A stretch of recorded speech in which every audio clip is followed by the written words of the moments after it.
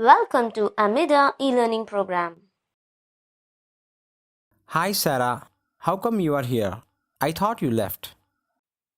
Hi Ishman, you heard it right, but my flight got cancelled. I'll be flying next week. Why was your flight cancelled? Bad weather. It was a thunderstorm. Thunderstorm? I wonder how it is formed. I'll tell you. I just learned about them recently. Let us start our course Precipitation, Thunderstorm and Tornado. Contents: Precipitation, types of rainfall, world distribution of rainfall, thunderstorm, types of thunderstorms, lightning and thunder, tornado. Objective: by the end of this course, you'll be able to define various terms like rainfall, virage, drizzle, sleet, and hail, recall features of different types of rainfall, explain stages of formation of thunderstorm, list various types of thunderstorm, explain the process of thunder and lightning formation, summarize the impact of thunderstorm and tornadoes. We have learned in the past that there is a water cycle. Water evaporates in the form of vapor, then slowly gets condensed, and after reaching saturation, the clouds perspire. Let us learn what perspiration means. The process of continuous condensation in free air helps the condensed particles to grow in size.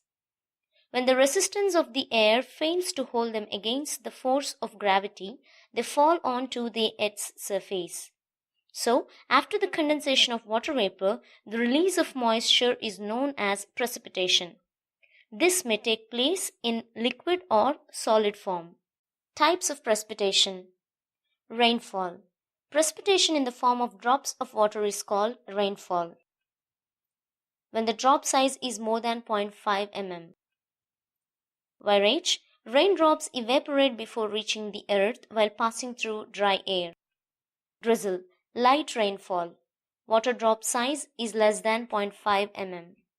Mist. Evaporation occurs before reaching the ground, leading to foggy weather. Snowfall. When the temperature is lower than the 0 degree centigrade, precipitation takes place in the form of fine flakes of snow and is called snowfall. Sleet. Frozen raindrops and refrozen melted snow, mixture of snow and rain, or merely partially melted snow. Hail. Precipitation in the form of hard rounded pellets is known as hail. We have learned that when the temperature is lower than the 0 degree centigrade, precipitation takes place in the form of fine flakes of snow and is called snowfall.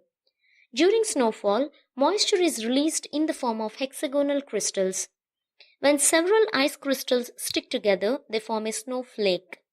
As snowflakes tumble through the air, swirling and spiraling, they each take a different path to the ground.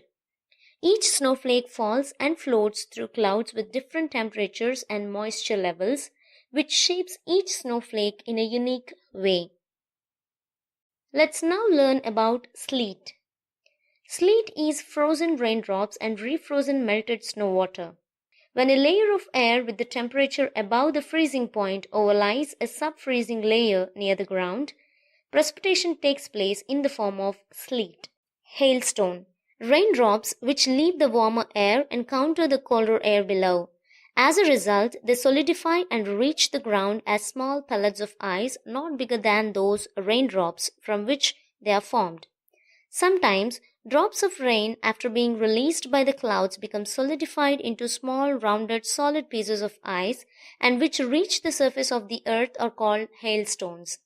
These are formed by the rainwater passing through the colder layers. Hailstones have several concentric layers of ice, one over the other. On the basis of origin, rainfall may be classified into three main types: the convectional rainfall, orographic or relief type of rainfall, and the cyclonic or frontal rainfall. The convectional rainfall: the air on being heated becomes light and rises up in convection currents. As it rises, it expands and loses heat, and consequently, condensation takes place and cumulus clouds are formed. This process releases latent heat of condensation, which further heats the air and forces the air to go further up. Convectional precipitation is heavy but of short duration. highly localized and is associated with minimum amount of cloudiness. It occurs mainly during summer and is common over equatorial doldrums in the Congo Basin, the Amazon Basin, and the islands of Southeast Asia. Orographic rainfall, also known as the relief rain, because it occurs because of the change in relief feature. Orographic rainfall occurs when warm, humid air strikes an orographic barrier, let's say a mountain range, head on. Because of the initial momentum, the air is forced to rise along the slope of the orographic barrier. As the moisture-laden air gains height, temperature falls and condensation sets in due to fall in pressure, and soon saturation is reached. The surplus moisture falls down as orographic precipitation along the windward slopes. The chief characteristic of this sort of rain is that the windward slopes receive greater rainfall. After giving rain on the windward side, when these winds reach the other slope, they descend and their temperature rises. Then their capacity to take in moisture increases, and hence these leeward slopes remain rainless and dry. The area situated on the leeward side which gets less rainfall is known as the rain shadow area. Do you know some arid and semi-arid regions are a direct consequence of rain shadow effect? Example, Patagonian Desert in Argentina, eastern slopes of Western Ghats. Example, Mahabaleshwar situated on the Western Ghats receive more than 600 cm of rainfall, whereas Pune, lying in the rain shadow area, has only about 70 cm. Frontal precipitation. When two air masses with different temperature meet, warm wind moves above the cold wind. Temperature falls as it moves up, moisture in the wind is condensed, and along the front, convection occurs and causes precipitation. For instance, in northwest Europe, cold continental air and warm oceanic air converge to produce heavy rainfall in the adjacent areas. Next type of rainfall is cyclonic rainfall. It is convectional rainfall on a large scale. The precipitation in a tropical cyclone is of convectional type, while that in a temperate cyclone is because of frontal activity. Then comes the most uncertain monsoon rainfall. This type of precipitation is characterized by seasonal reversal of winds which carry oceanic moisture, especially the southwest monsoon with them, and cause extensive rainfall in South and Southeast Asia.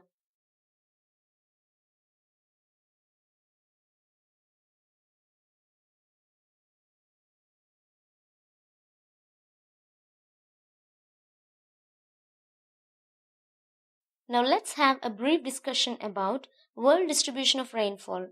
Different places on the Earth's surface receive different amounts of rainfall in a year, and that too in different seasons. In general, as we proceed from the equator towards the poles, rainfall goes on decreasing steadily. The coastal areas of the world receive greater amounts of rainfall than the interior of the continents. The rainfall is more over the oceans than on the land masses of the world because of being great sources of water. Between the latitudes 35 degrees and 40 degrees north and south of the equator, the rain is heavier on the eastern coast and goes on decreasing towards the west. But between 45 degrees and 65 degrees north and south of the equator, due to the westerlies, the rainfall is first received on the western margins of the continents and it goes on decreasing towards the east. On the basis of the total amount of annual precipitation, major precipitation regimes of the world are identified as follows. The equatorial belt, the windward slopes of the mountains along the western coast in the cold temperate zone, and the coastal areas of the monsoon land receive heavy rainfall of over 200 cm per annum. Interior continental areas receive moderate rainfall varying from 100 to 200 cm per annum. The coastal areas of the continents receive moderate amount of rainfall. The central parts of the tropical land and the eastern and interior parts of the temperate lands receive rainfall varying between 50 to 100 cm per annum. Areas lying in the rain shadow zone of the interior of the continents and high latitudes receive very low rainfall, less than 50 cm per annum. Seasonal distribution of rainfall provides an important aspect to judge its effectiveness.